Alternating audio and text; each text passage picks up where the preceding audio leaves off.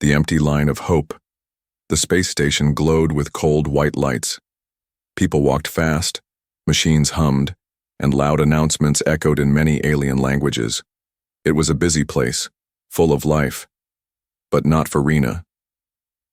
Rena stood at the edge of the job center, holding her little daughter close. The child's small arms wrapped around her mother's neck, weak and tired. Rena had waited in the line since sunrise. Her long, dark cloak was torn. Her shoes had holes. Her daughter hadn't eaten since yesterday. Next! The voice of the alien recruiter echoed through the air. Rena stepped forward with hope in her heart. The recruiter, a tall, blue-skinned being with sharp eyes, looked at her file and frowned. Single mother. No recent job, no off-world training. He tossed the file back. Sorry, we need someone strong and fast. Not this. Please, Rena said softly. I can fix things. I worked in power cores. I just need a chance. But the recruiter had already called the next name. Rena walked to the side and sat on a bench. Her daughter looked up at her with sad eyes. Mama, I'm hungry. Rena blinked away her tears. I know, my little star, I'm trying. Hours passed. She tried again, and again. Every employer said the same thing. No experience, no value, no place for you. Some even laughed. One said, go back to your dying world. Another shook his head and said, you aliens just want handouts. Each rejection was like a stone in her chest. As the sun dipped behind the station walls, only one line remained open. Rena joined it, her last chance for the day. Ahead of her stood strong men, robot workers, and confident women with glowing resumes. She looked down at herself. Dirty hands, tired eyes, and a child sleeping on her shoulder. One by one, they moved forward. Rena could hear the recruiter's voice, loud and proud. Then it was her turn. The recruiter barely looked up. He was a red-skinned alien with metal arms. You again, he said. We already said no to your kind. I just want to work, Rena whispered. I don't need much. Just food for my child. He leaned back and laughed. You think you're the only one with a child? This is not a charity, this is business. Rena stayed silent. The recruiter leaned forward. There is one job, it's not legal. Dangerous. And you might not return. Rena hesitated. Her daughter shifted in her arms. She looked down at her child's small face. I'll do it, she said. That's what I thought. The recruiter grinned, handing her a card. Show this to Deck 7, Door 46, tonight. Just as she was about to take the card, a hand reached out and grabbed it from the recruiter. She won't. Be going, a voice said. Calm but firm. Rena turned. A human man stood beside her. He was tall with short brown hair and a quiet face. His jacket was old but clean. He held the card in one hand, and with the other, he passed a protein bar to Rena's daughter. Who are you? The recruiter growled. Someone who doesn't like cowards making desperate people risk their lives, the man said. He handed the card back, torn in half. Come with me, he said to Rena. Rena didn't move. Why? She asked. Why help me? Because I saw you waiting all day, he said. You didn't beg. You didn't scream. You tried. You deserve better than this. Rena looked at her daughter, now nibbling the protein bar. The recruiter shouted after them as they walked away. Don't come back! You're finished here! Rena followed the human through a quiet path behind the main plaza. Machines buzzed. Lights blinked. Everything felt surreal. What's your name? He asked. Rena. I'm Daniel, he said. I'm not rich. I don't run a company. But I might have something for you. Something real. Rena looked up at him. What kind of job? Daniel smiled. That depends. What are you good at? For a long second, Rena said, nothing. Then she replied softly but firmly, fixing broken things. Daniel nodded. Then let's start with something broken. And with that, the three of them, man, mother, and child, disappeared into the maze of lights, leaving behind the cold, heartless job center and walking towards something unknown. A human's question. Daniel led Rena down a narrow service hallway, far from the noise of the main plaza. The lights here flickered, old wiring hung from the ceiling. The air smelled like oil and dust. Rena held her daughter close and followed quietly, her eyes watching everything. She didn't know this man. He was human. Kind, yes. But strangers didn't help people like her. Not without a price. Finally, Daniel stopped in front of a metal door with a faded number, B17. He pressed a code. The door slid open with a soft hiss. Inside was a small workshop. Old machines, broken scanners, loose parts. Sparks danced from a welding tool on the table. "It's not much," Daniel said, stepping inside, "but it's mine." Rena looked around. The place was a mess, but it was honest work, not some trap. She felt her daughter stir against her chest. Daniel noticed. "You can rest here tonight," he said. "There's food and water in that corner. You can use the cot." Rena stood still, unsure. "I'm not expecting anything," he added gently. "No payment, no favors, just stay. Tomorrow we'll talk." Rena finally nodded. The next morning, Rena woke to the smell of warm broth. Her daughter was already sipping from a metal cup, cheeks pink again. Daniel sat nearby, watching them quietly. "You didn't run," he said. "I had nowhere else to go," she replied. "You could have taken the job from that recruiter." Rena looked away. "I was ready to, until you stopped me." Daniel leaned forward, resting his arms on his knees. "I don't like seeing people crushed, not when they're trying to rise." He reached into a box and pulled out a broken scanner unit. Wires hung loose. The screen was cracked. "This," he said, placing it in front of her, "is yours now." Rena blinked. "What do you mean?" "Fix it," Daniel said. "No pressure, no timer. Just show me what you can do." Rena hesitated. "What if I fail?" "Then you fail, but we'll know the truth." She looked at the scanner. Her hands twitched. It reminded her of home, of the small solar panels she used to fix for the village. Slowly, she reached out. She touched the wires, then opened the back panel. Her fingers moved with purpose. She didn't speak. Neither did Daniel. Hours passed. Rena forgot the hunger. She forgot the fear. She was fixing something that mattered. Daniel watched as she adjusted circuits with pieces of scrap, replaced fuses using clever makeshift techniques, and even cleaned out corroded boards with nothing but cloth and care. When she finally pressed the power switch, the scanner blinked on, stable, functional, smooth. Daniel raised his eyebrows. "You made it better than the factory version." Rena smiled for the first time. "How long since you last worked with tech?" he asked. 3 years, she replied. "When the war came, I lost everything." Daniel didn't ask more. He saw enough. Suspense builds. Later that evening, Daniel stepped outside the workshop and sent a secure message to one of his contacts. "I've got someone, not trained, but gifted. I need clearance for deck access, temporary work status." He didn't see the shadow moving. Above, watching him through the cracked vent, Skarna. The same alien recruiter from yesterday, one of the spaceport's most feared black market traders. She had seen Rena leave with the human. She had seen the scanner light turn on. And now, she wanted answers. "No beggar fixes tech like that," she hissed to herself, "unless she's hiding something." Back at the workshop, Daniel handed Rena a small datapad.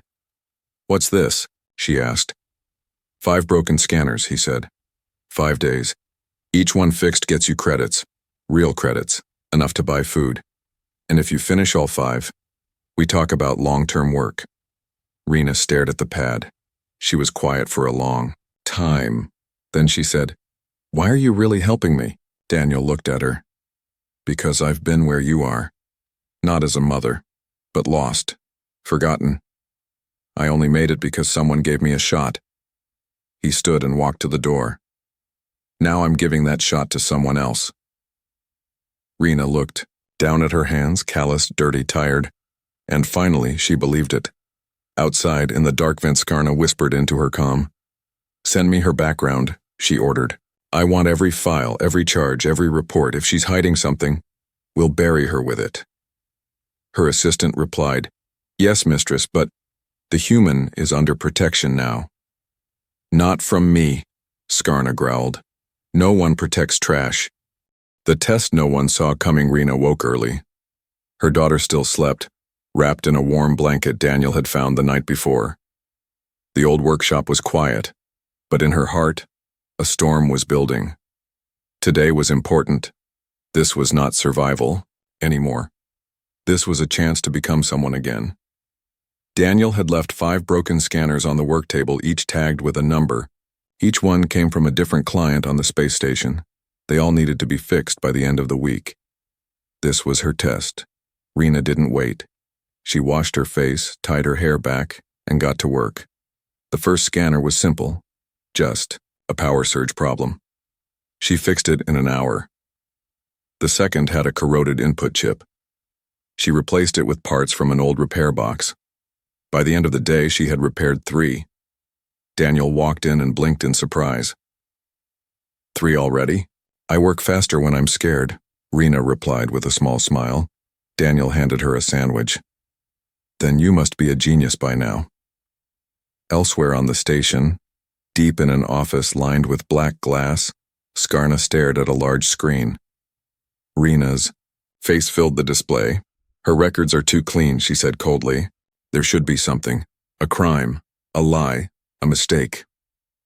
Her assistant looked nervous. We checked 10 systems. There's nothing but refugee status and village tech work. Skarna's claws tapped the desk. Then it's time to make a mistake happen. Back in the workshop, Rena was now working on scanner 4. This one was tricky. The display kept short-circuiting, but she remained calm, tracing the wires slowly. Her daughter played with old parts nearby, building little toy shapes. Daniel watched her work. Every now and then he asked questions. Where did you learn this? My father taught me, she said. He was the only engineer in our colony.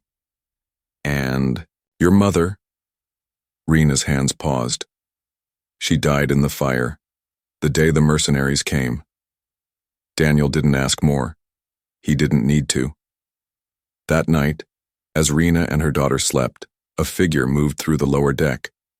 Dark, fast, quiet. It opened the access panel to the workshop's storage unit. It pulled out a scanner, the last one, and planted a tiny chip inside. The figure vanished before the security drone passed by. The next day, Rena felt strong. Her work was almost done. The 4th scanner was ready, and the 5th sat in front of her. It looked normal, but something felt off. The power core buzzed strangely when she touched it. Still, she began the repairs.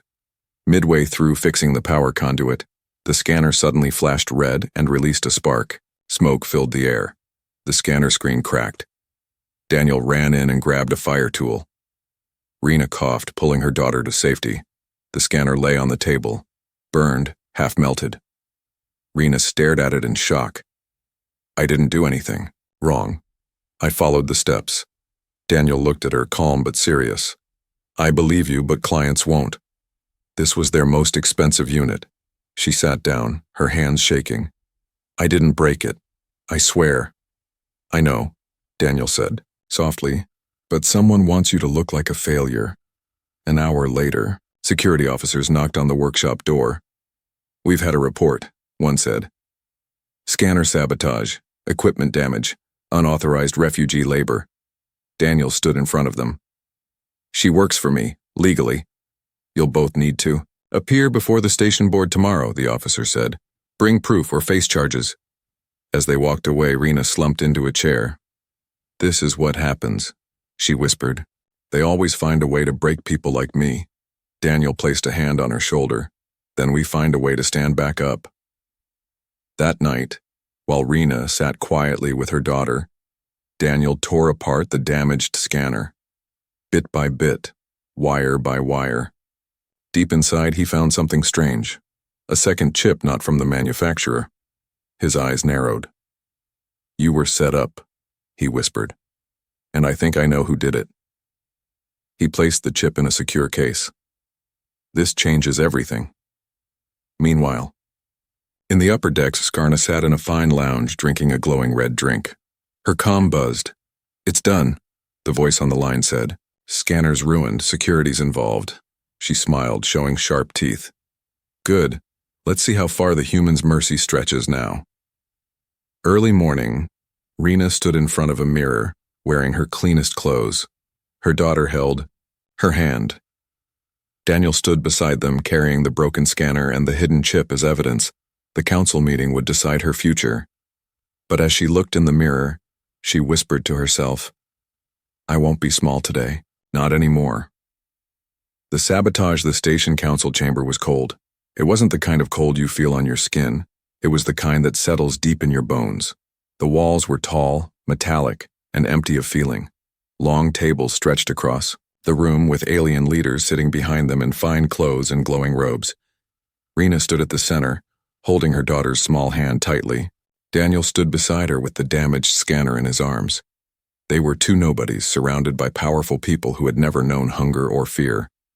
A green-skinned counselor leaned forward. "You are here to answer for property damage and illegal labor," he said, his voice flat. Rena opened her mouth, but her voice trembled. "I didn't break it. I repaired 4 scanners already. 1 exploded, but I didn't—" "Let's not waste time," interrupted another alien, this one with steel rings around his neck. "This refugee has no license, no clearance, no work permit." "She has skill," Daniel said firmly, "and she was framed." The council members exchanged glances, amused. "Framed?" the green-skinned one repeated. "By whom, Daniel?" "Place the scanner on the table." He held up a small black chip. "This was hidden inside the scanner. It doesn't belong, it caused the explosion. This isn't a mistake, it's sabotage." Murmurs rippled through the room. One of the counselors narrowed his eyes. "And where did this chip come from?" Daniel stared directly at him. "From someone who didn't want Rena to succeed. Someone who controls the recruiter lines. Someone like—" A loud clap interrupted him. Skarna walked in from the side doors, tall and proud, her silver cloak trailing behind her. "This is a waste of time," she said, smirking. "That woman is a fraud, and the human is helping her cheat the system." Rena felt her knees weaken, but she stayed standing. Skarna walked slowly to the center, her voice confident. "You want to talk about sabotage? Maybe you should ask how this refugee even has technical knowledge. Her records are too clean. And you really believe a poor village girl fixed high-grade scanners overnight?" "Yes," Daniel said, "because I saw her do it." "Oh? And we should trust a human with a soft heart?" she sneered. "Everyone here knows you've always been soft. You pick up stray causes, then leave when it gets hard." Daniel stepped closer. "This chip matches tech registered to your supply company. We traced the code. Your men planted." Skarna's smile dropped for a second, but only a second. "Proof?" she asked. Daniel pressed a button on the datapad. The screen showed footage from a nearby maintenance drone. Blurry, but clear enough to show a figure sneaking into the workshop. Not a clear face, but the coat was unmistakable. Skarna's colors. The chamber went silent. The green counselor sat up straighter. "Is this true, Miss Skarna?" "I don't recognize that footage," she said quickly. "And even if it were real, it proves nothing." Rena finally stepped forward, voice shaking but steady. "You can say whatever you want, but I know what I fixed. I know the truth, and my daughter—" She looked down. "She deserves better than lies," Skarna hissed. "You don't belong here. This place isn't for people like you." Daniel stared at her. "And who decides that?" The room fell quiet again. After several minutes, the green-skinned counselor spoke. "Until a full investigation is complete, Rena will not face charges. The council suspends the case." Skarna turned sharply and stormed out, her cloak snapping behind her. Rena sank into a chair, overwhelmed with relief. Her daughter climbed onto her lap, wrapping small arms around her. "You did it," Daniel said softly. "We did it," she replied. But outside the chamber, Skarna walked fast down the hallway, face twisted with rage. Her assistant followed nervously. Should we back off? He asked. Back off, she barked. I lost in court, not in war. She turned sharply. Burn his contract, report his ship, block his trade licenses. If the system won't crush him, we will. Back at the workshop, Rena looked at the scanners she had fixed. All of them sat neatly on the shelf, humming with perfect energy. Daniel handed her a data pad. These are the payments, he said. You earned every credit. Your child won't go hungry again. Rena held the pad tightly. Her hands shook, not from fear, but from the weight of a future that finally felt possible. Thank you, she whispered. Daniel sat beside her. This was never about scanners. This was about showing the world what you can do. But before they could say more, a warning alarm rang in the workshop. Daniel rushed to the console. A message blinked in red. Access denied. Shipping license revoked. Port fees unpaid. Asset seizure in progress. Storage contract canceled.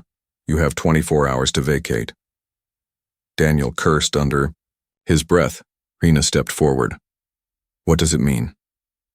It means Skarna pulled every string she has, he said. She couldn't break us in court, so now she's coming for everything else. Suspense twist, just when things started to feel safe. The ground was shifting again. Rena looked around the workshop. The broken tools, the finished scanners, the small room where her daughter had finally slept in peace. She won't stop, Rena said quietly. No, Daniel agreed. But neither will we. He turned to her with fire in his eyes. It's time we stop surviving and start fighting back. The fight for a future, the workshop was no longer just a quiet corner of the station. It had become a battlefield, not one of guns and fire, but of silence, systems, and slow suffocation. Daniel's console kept flashing with more warnings. Shipments delayed, permits frozen, customers canceling without explanation. All the contracts he built over 5 years, gone in a single night. Rena stood near the doorway watching him work, her daughter asleep in the corner again. Can we fix it? She asked softly. Daniel didn't answer right away. He tapped the screen, jaw tight. They're cutting us off from everything, he said. Fuel, supplies, trade, even the food account is frozen. It's her, Rena whispered. Yes. Skarna's pulling strings behind every locked door. He turned to her, his eyes tired but sharp. But we're not done yet. He opened a storage bin and pulled out an old silver case. Rena stepped closer. Inside were 3 strange devices. Small, old, covered in dust. What are those? Daniel smiled faintly. Old signal boosters. They were used in pirate zones before the wars. We can't send messages through normal station channels now, but they're off-grid. Rena looked at the devices and nodded. You want to reach someone? Yes, Daniel said. My friend Nora. She runs a mobile repair crew on the Outer Rim. If she comes here, we might have a way out. And if she doesn't, then we survive another way. That same night, while Daniel tried to connect with help, Rena worked on something else. She rebuilt the scanner that had exploded, piece by piece, not to fix it for profit, but to understand it. She wanted to know how the sabotage chip caused the failure. She wanted to learn how to stop it from happening again. For the first time, she didn't feel like a refugee or a beggar. She felt like a fighter. Skarna's chamber. The room was dim, filled with slow-burning blue light. Skarna sat in front of a control board, sipping dark wine. Her assistant entered, nervous. They haven't left the workshop. Of course not, she replied. Rats never flee unless you burn the whole floor. But there's a problem, the assistant continued. The human sent an old frequency message, untraceable. Could be a call for help. Skarna stood slowly. Then we burn, faster. She sent a single order. Trigger the fine print clause. If Daniel fails one more client deadline, his lease is void. Send security, take the workshop. Today. Morning at the workshop. Rena and Daniel were still working when a hard knock came at the metal door. Station security stood outside. 3 guards armed, serious. Final warning, the officer said. Evict within 2 hours or we clear it by force. On what grounds? Daniel asked. Contract violation. Late delivery to client, number 1127, complaint filed yesterday. Rena stepped forward. That's a lie, I delivered that unit myself. The guard shrugged. Not our problem. We follow the order. The door slammed shut. Daniel pounded the wall once, then leaned against it. Rena stood still for a moment, then turned and marched to the work table. What are you doing? Daniel asked. She picked up the repaired scanner unit and opened the access panel. If they're going to lie, she said, then we'll show the truth. She reached into a box and pulled out a tiny recorder module. Her fingers moved quickly. When I delivered this scanner, she explained, I hit a voice tag. Standard habit from my village. Proof of work. She connected the module to the scanner, and a voice echoed. Delivered by Rena, full function. Test complete, signed by Tech Officer Voss, Station 1127. Daniel blinked. You're brilliant. No, she said, locking the panel. I'm just tired of losing. 2 hours later, just as station security returned to break the door, a message flashed across the central network. False complaint proven. Eviction. Blocked. Worker record updated. The guards looked at their comms, confused, then walked away in silence. Rena watched them go, her breath steady.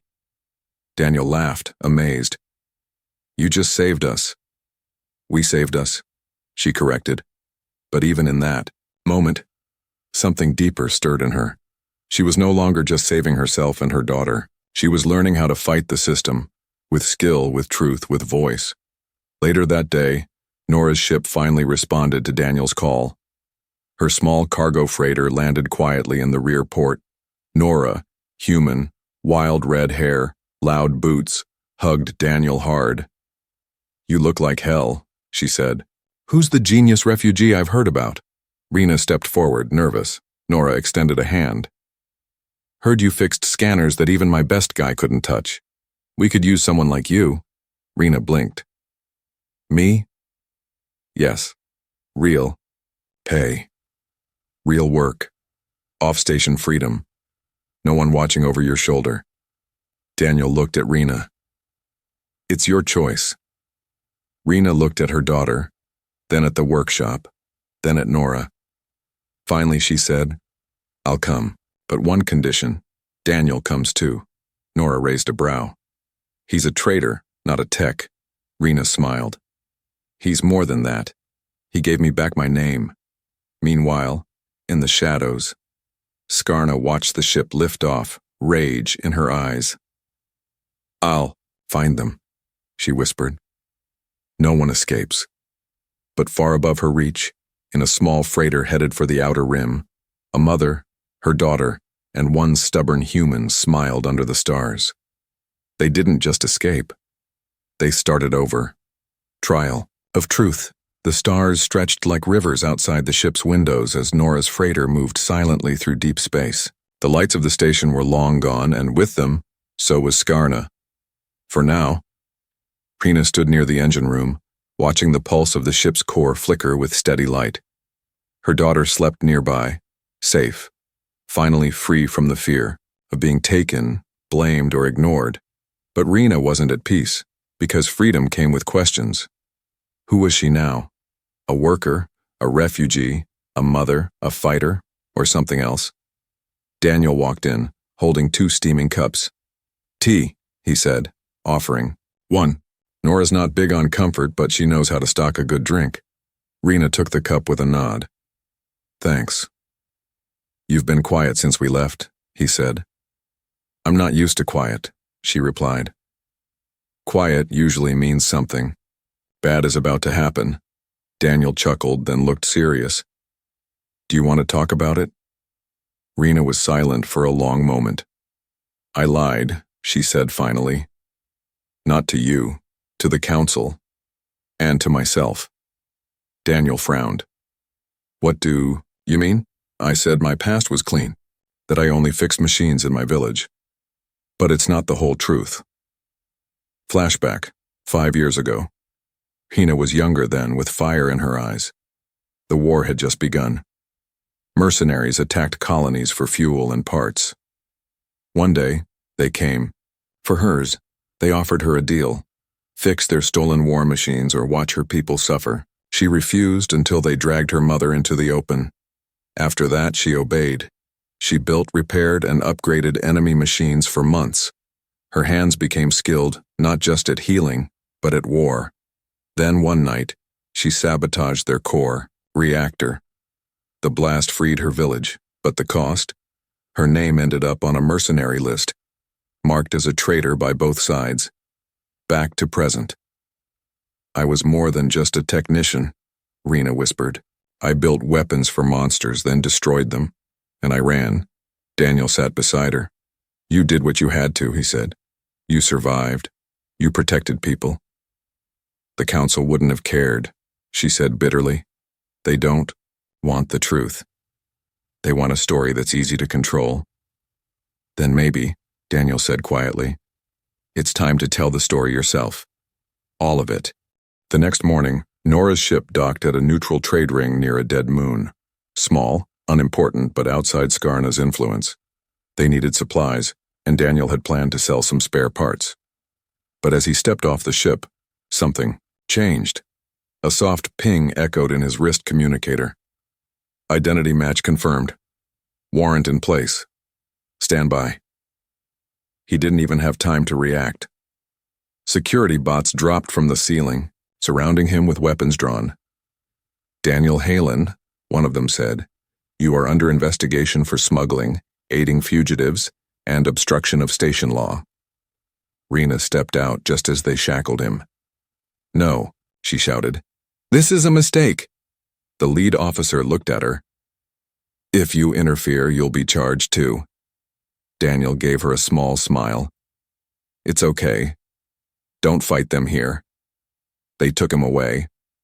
That night in the trade ring's legal sector, Rena stormed into the hearing hall. She had no appointment, no lawyer, and no permission, but she had her voice and her truth. I want to speak, she said to the officer at the front desk. About what? He asked. About the human they just arrested. And about me.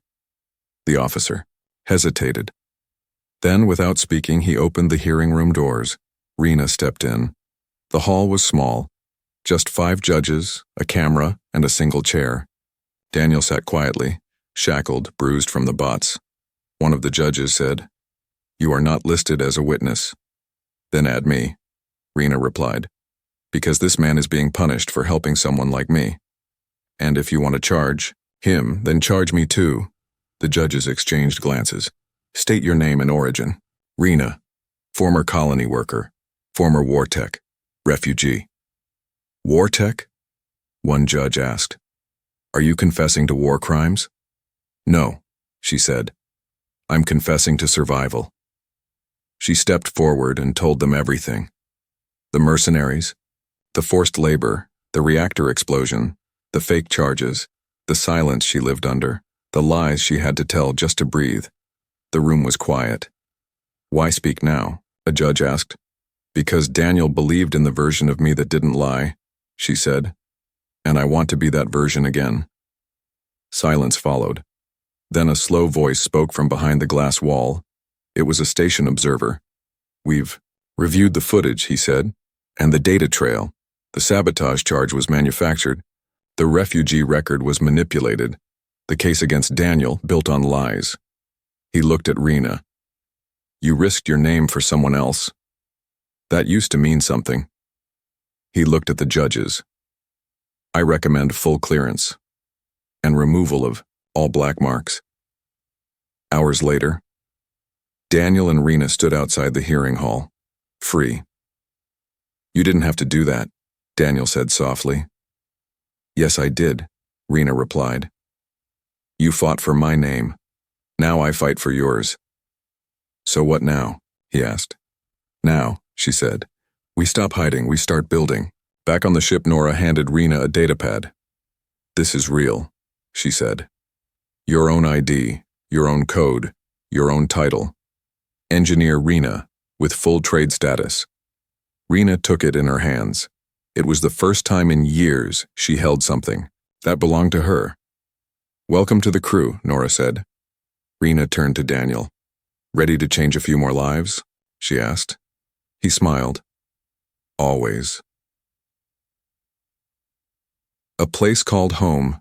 The stars drifted silently outside the freighter's window as Rena stood near the control panel, holding the new ID chip in her hand.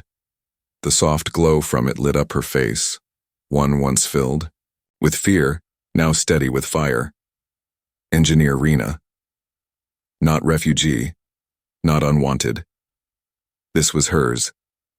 Her daughter slept nearby, wrapped in a soft blanket. She no longer woke up crying.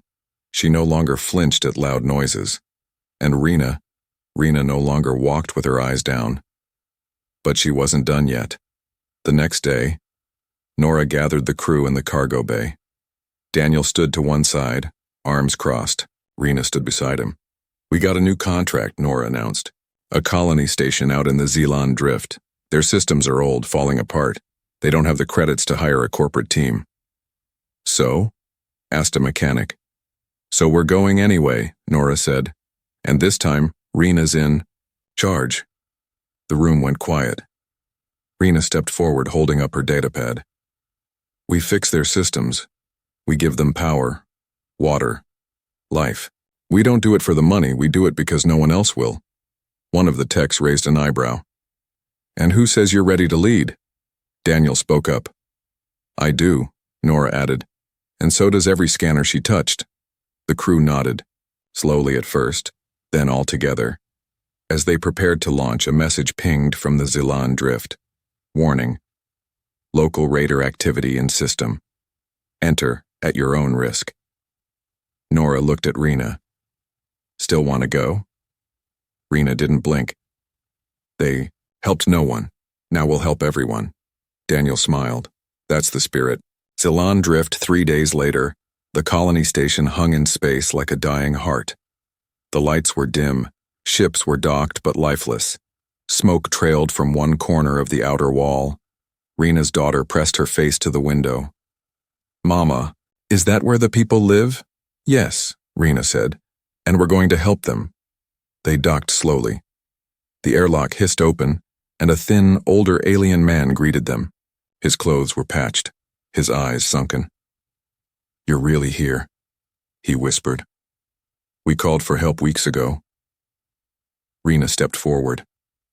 You're not alone anymore. Inside, the station systems were fried.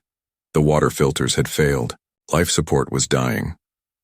Children sat in corners with dry lips. Families huddled in darkness. Rena moved fast. She assigned teams. She pulled up power maps. She rerouted cables. And with her bare hands, she opened systems even Daniel didn't recognize. They worked for 48 hours straight. Sleep didn't matter. Food could wait. Lives were on the line. Finally, light returned to the station. Air purifiers hummed again. Water flowed clean. Heaters roared to life. A baby cried, not from pain but from being too warm for the first time. The colony leader stepped forward, tears in his eyes. We were dying, he said, but now we're not. Rena smiled and handed him the system controls. Keep it alive, you don't owe us anything, just pay it forward. Just as they were about to leave, a warning blast shook the ship. Raiders, 6 ships, armed, fast. They hailed the station. We know someone's helping you. We want their ship. And the woman named Rena. Daniel turned to her. They're from the old mercenary groups, aren't they? Rena nodded slowly. Yes, they recognize my signal. Nora said, we can run. Jump to light space now. They can't catch us if we leave. But Rena looked around the station. Families, children, people who had only just started breathing freely again. If we run, she said, they'll burn this place. Nora cursed. You have a better idea? Yes, Rena said. She stepped into the comm room. Open channel. Hina's voice came through, steady and strong. This is Engineer Rena. You came for me, fine, but you leave the colony alone. The raiders laughed. Look who grew a spine. We remember you, the one who burned our reactor. You ran once, you'll run again. Rena leaned forward. Not this time. You taught me how to fix machines. And you taught me what happens when you only take. I've learned something you never did. What's that? I'm not alone anymore. Outside, Nora's freighter powered up its defense grid. Daniel moved to the gun bay. But before a single shot was fired, a second ship jumped into the system, then a third, then 5 more. Each one sent a simple message. We're here for Rena. She saved us. Now we save her. Dozens of ships she had helped in the last few weeks and months. Former clients, ex-refugees, small traders, even ex-soldiers. They came because of her. The raiders, now outnumbered, vanished into the stars without a word. Later, as the freighter lifted off heading back into open space, Rena watched the colony below. Her daughter stood beside her. Mama, are we going home now? Rena smiled. No, Star, we are home, wherever we go. Daniel walked up, placing a hand on her shoulder. How's it feel? Like I finally became what I was always meant to be, she said. Not a worker, not a refugee, not even just a mother. Then what? Rena looked out the window. Builder of hope. Final line. She was once rejected by every employer in the galaxy. Now the galaxy called her by name, because one human gave her a chance.